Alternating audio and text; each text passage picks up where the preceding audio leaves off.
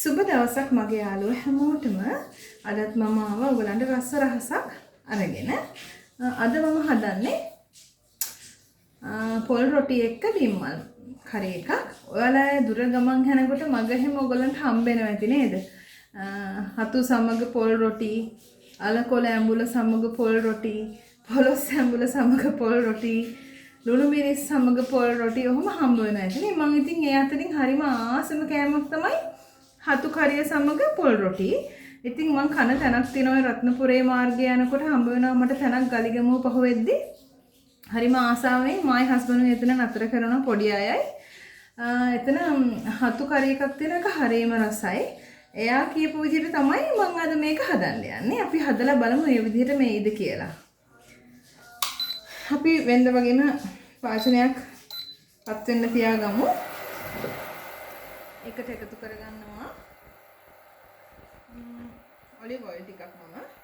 අපි ඉතින් මේක ගෙදර කන්නනේ හදන්නේ. ඒ නිසා අපි ඉතින් අපිට පුළුවන් හොඳම දේ දාලා මේක හදාගමු. ඉතින් තෙල් එක රත් වෙනකොට සුපුරුදු විදිහට මම උළුහාල් ටිකක්, අබ ටිකක්, සූදුරු ටිකක් එකතු කරගන්නවා. මම ගාව සූදුරු කුඩු තියෙන්නේ. සූදුරු කුඩු ටිකක් දාගන්නවා.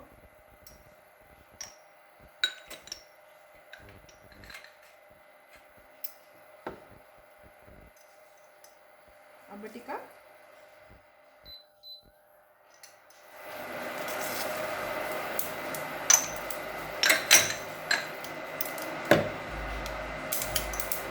උළුහාල් ටිකක්. මේ ටික හොඳට බැදෙනකොට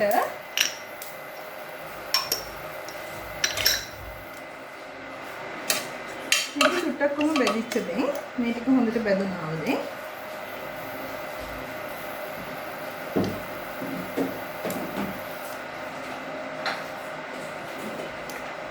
රෝස්මරි ටිකකුත් එකතු කරගමු. අපි යානම් රෝස්මරි එකතු කරගන්නේ නැහැ. මට හිතුණා රෝස්මරි ටිකකුත් එකතු කරගන්න.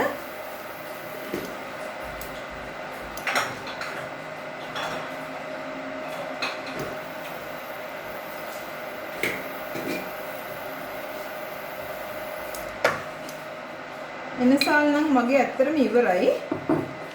එනසාල් වෙනුවට එනසාල් කුඩු තියෙනවා මගේ ළඟ. මම එනසාල් කුඩු ටිකක් දාගන්නවා.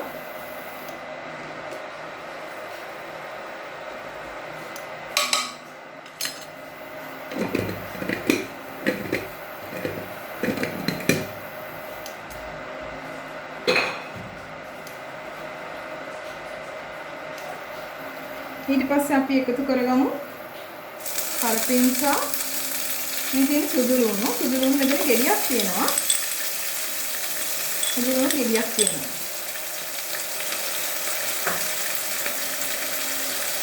ඒකටම මම දාගන්නවා ටිකක් වැඩියෙන් ණය මිරිස්.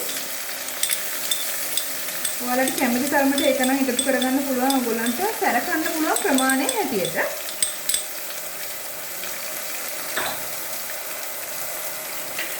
අපි මේ ටික හොඳට සුවඳ එනකම් බෙදගමු.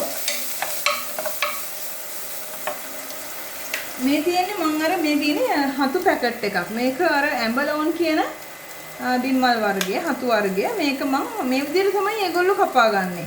මේ විදිහට චූටිවට කපලා මොන වතුරට ලුණු ටිකක් දාලා පොඩ්ඩක් වෙලා මම තැම්බෙන්න තියලා මේ හොඳට දෙපාරක් විතර හොදලා මිරික ගත්ත හතු ටික තමයි මේ තියෙන්නේ. මේක තමයි අපි මේකට ඊට පස්සේ එකතු කරගන්නේ. මම කියන්නම් ඔයාලට.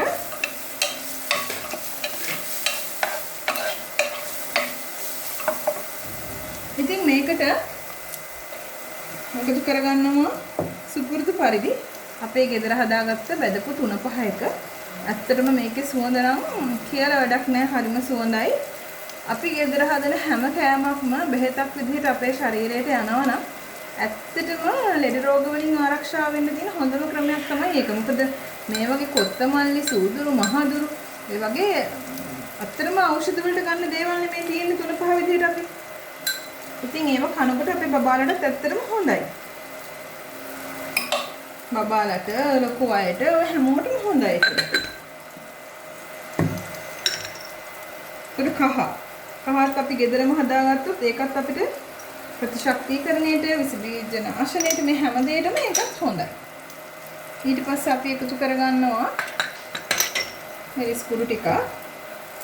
මේකත් මිරිස් කරවගෙන හදාගත්ත මිරිස් කුඩු.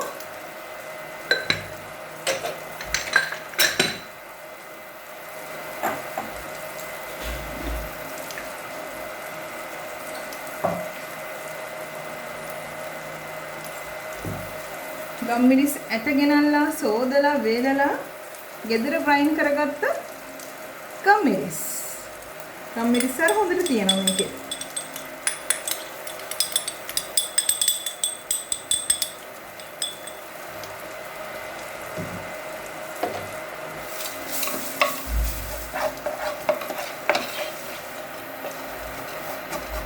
තෙල් චුට්ටක් තව දාගමු. මේ බලන්නකෝ. තෙල් ගතිය නැහැ චුට්ටක්. වේලින පාටක් තියෙන්නේ. ඒ නිසා තෙල් ටිකක් එකතු කරගමු.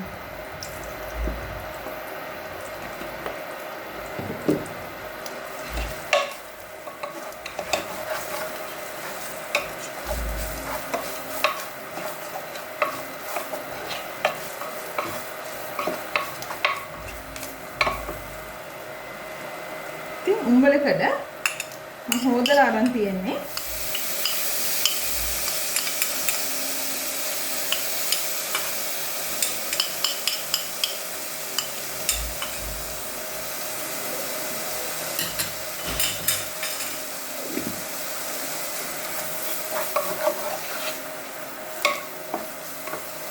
දැන් මම මේ ටික හොඳට මේ ටෙම්පරාදු වෙලා කළු පාට වෙලා තියෙන්නේ මේ පේස්ට් එක.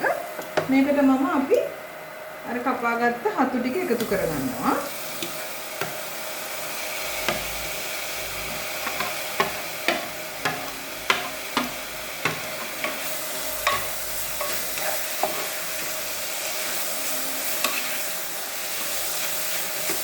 අපි එකතු කරගමු මේකට ලුණු ටිකක්. මේ තියෙන තක්කාලි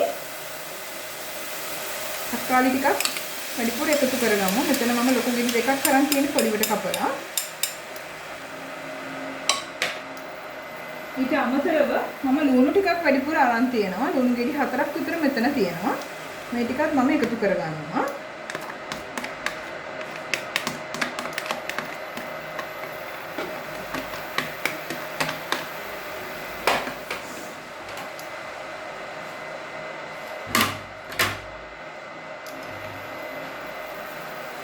දැන් අපි මේක හොඳට මිශ්‍ර කරගමු.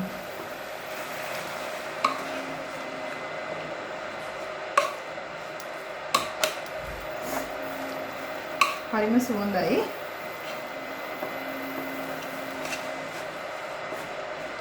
දැන් මේකට ඕනම දේ දාගන්න ඕනේ. මොනවද දන්නවද? අපිට අමතකුනේ නැහැ. තව ටිකකින් හැබැයි අමතක වෙනවා. ඒ තමයි ලුණු. ලුණු ටිකක් දාගමු.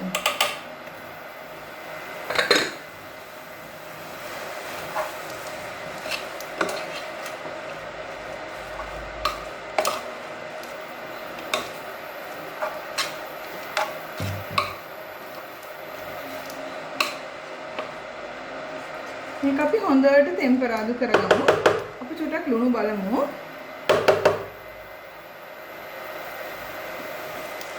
ලුණු ඇති රස ඔක්කොම හොඳයි.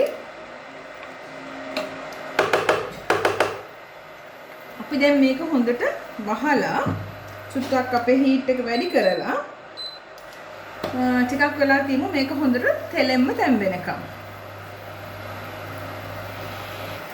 හරි යාළුවනේ අපි දැන් බලමු මේ බිම්මල් කරියකට මොකද වෙලා තියෙන්නේ කියලා. මේක හොඳට ඇත්තටම හොඳට තැම්බිලා හොඳ රස පාටට තියෙනවා. මම හිතනවා මේක අපි අර කඩේ දකින්න තෙනුමටම නම් මේක තියෙනවා. රස බලමු. බලන්න මේක තමයි මේ වගේ කඩ එකක් තමයි අපිට මේ හම්බ වුණේ ඇත්තටම. අපි රස බලමු.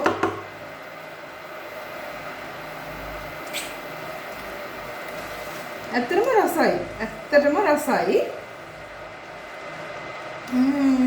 හරිම රහයි. මට හිතෙනවා මේක ඉතින් රොටි කන්න විතර තමයි තවත් කෑම වලට හොඳ වෙයි කියලා.